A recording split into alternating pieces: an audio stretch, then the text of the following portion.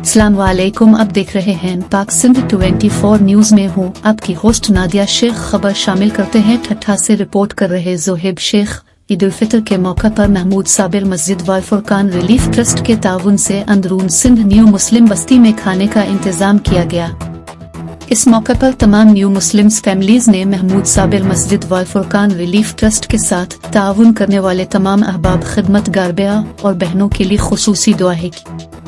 अल्लाह अरशद बेआ और अहल खाना पर अपना खुसूसी फजल विक्रम फरमाए जो उन्हीं मुसलमानों का ख्याल रखते हैं। इस तरह नी मुसलमानों से मोहब्बत करके उनको दीन इस्लाम में मजबूत किया जाता है। महमूद साबिर मस्जिद अल फुरकान रिलीफ ट्रस्ट ने रमजान अल मुबारक के महीने में अंदरूनी सिंध में रहने वाले तमाम मसाकीन की मदद की है। अल्लाह पाक से दुआ है कि तमाम खिदमतगार अहबाबूहे की खिदमतें कबूल फरमाएं।